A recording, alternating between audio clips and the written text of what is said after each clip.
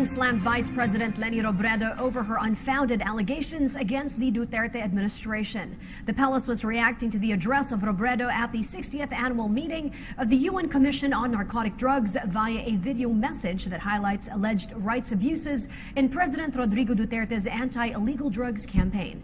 Again, here's Sweden Volado with the details. The palace once again expressed dismay over Magdalo Representative Gary Alejano's filing of impeachment complaint, which presidential spokesperson Ernesto Abella classified as part of an orchestrated effort of a well-funded destabilization campaign against President Rodrigo Duterte. He believes the campaign has provoked abrupt reaction and unwarranted threats from the European Union, including a video at the UN that damaged the reputation of the Philippine National Police.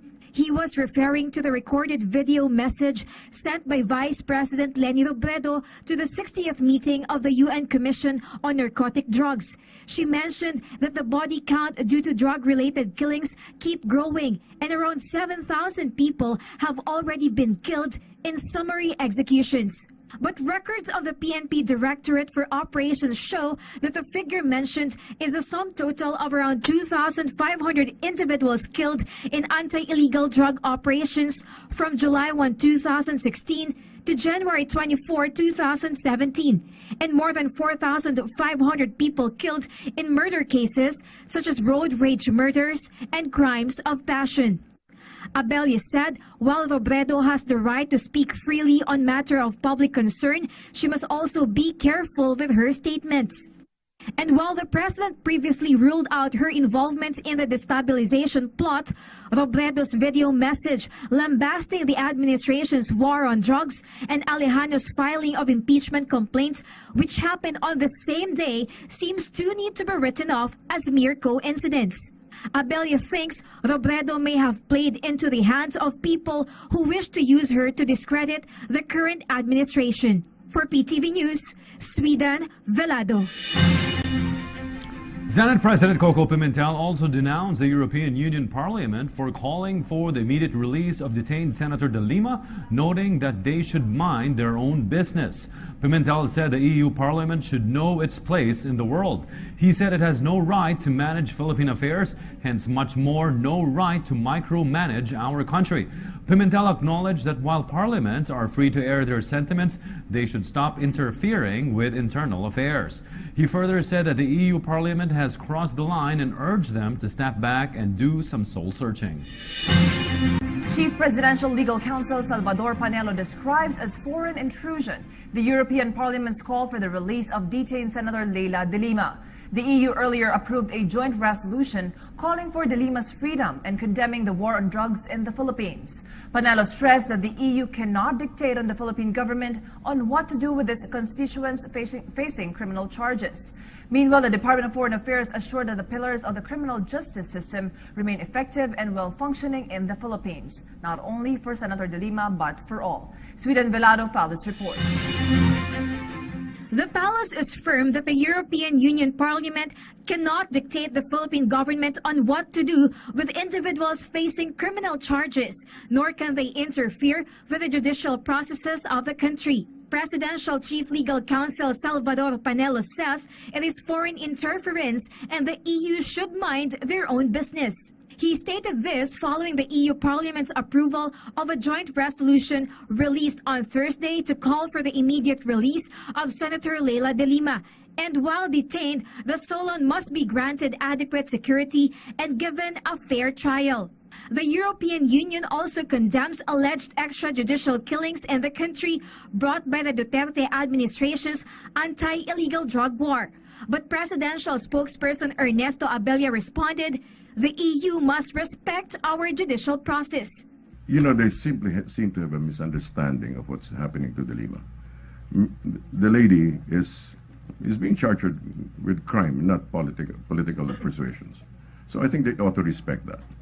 In a statement released by the Department of Foreign Affairs, allegations of state-sponsored extrajudicial killings are disturbing. The elected members must exert effort to gather accurate information on resolutions in order to avoid the impression of interfering in the internal affairs of non-EU countries such as the Philippines.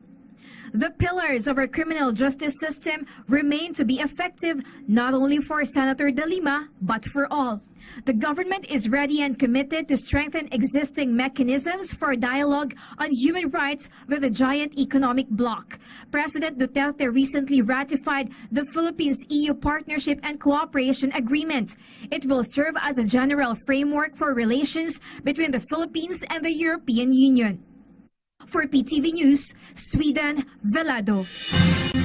Meanwhile, former UN General Assembly delegate Michael Francis Acevedo Lopez also assailed Vice President Robredo for misrepresenting millions of Filipinos. According to Lopez, he was making an urgent appeal on behalf of each and every Filipino grossly misrepresented by Robredo in the video message and reporting to the world that she failed to report to the Philippine authorities.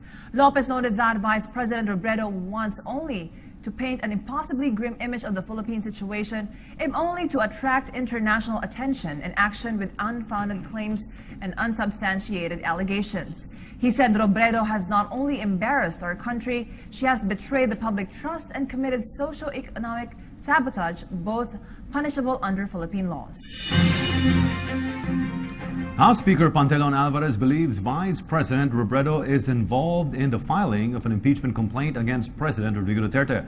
In a television interview, Alvarez accused Robredo of having a hand in the first impeachment move against the president.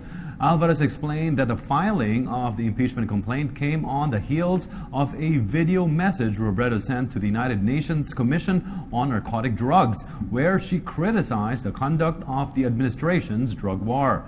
Alvarez also said Robredo is likely worried about the results of the recount of the ballots cast for vice president in the last elections, which might reveal she is not the real winner.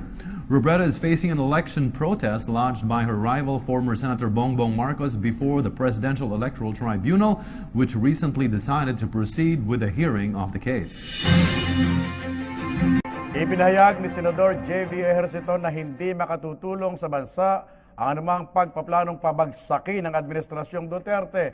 Aniya, maliwanag naman na maraming Pilipino ang sumusuporta kay Pangulong Rodrigo Duterte at patunay nga dito ang resultang nagdaang eleksyon. May report naman si Joy Gumatay. Ikinalulungkot ni Senator J.V. Ejercito ang paghahain ng impeachment complaint laban kay Pangulong Rodrigo Duterte mula mismo sa isang kinatawanang mababang kapulungan. Ayon sa mambabatas, hindi nakakatulong sa bansa ang pagpaplano ng pagpapatalsik sa presidente, kayong binigyan siya ng matinding suporta at malinaw na mandato ng taong bayan noong nagdaang eleksyon. We support the president because he was given the mandate by the Filipino people. So we are supportive of this administration, but we still maintain our independence. No? If we see something irregular or we see something wrong, we will also criticize. Umaasa naman ang mambabatas na hindi tuluyang magiging hadlang ang politika sa pagtutulong-tulungan ng mga opisyalis ng pamahalaan, lalo na ng dalawang pinakamataas na pinuno ng bansa. Dagdag pa ni Ejercito, ramdam na ramdam niya ang sinseridad ni Pangulong Duterte at Vice President Robredo sa pagsasagawa ng kanilang tungkulin sa taong bayan, kaya naman magiging mas mabilis ang paglaban sa mga problema ng bansa sa droga, kriminalidad at kahirapan kung masusolusyonan ang hindi pagkakaunawaan ng dalawang partido. I'm hoping that one day they'll both realize that it will not be healthy for the top officials of the land to not to be united. Binigyang diin naman ni Ejercito na sa kabila ng mga political imbalances sa Kongreso, mananatili siyang nakatutok sa kanyang mga priority projects tulad ng pagpagawa ng railway system sa Mindanao at ang pagbuo ng isang full-fledged housing department na tututok sa pagpagawa ng mga kinakailangang pabahay para sa mga Filipino informal settlers. Para sa PTV News, Joy Gumatay, Davao City. Meanwhile, the Robredo camp says the vice president has no hand in the impeachment complaint filed in Congress against President Rodrigo Duterte. Robredo spokesperson Georgina Hernandez made this denial, citing Magdalo party list Solon Gary Alejano's statement that the decision to file the complaint was from their group alone. In a television interview, Alejano said Robredo was not aware that an impeachment case would be filed against the president. He also said that Senator Antonio Trillanes was involved in the planning of the complaint. Nakahanda na ang Chinese government na magpautang sa Pilipinas ng humigit kumulang na 6 na bilyon dolyar para sa mga infrastructure projects ng bansa. Si Joy Gumatay sa report.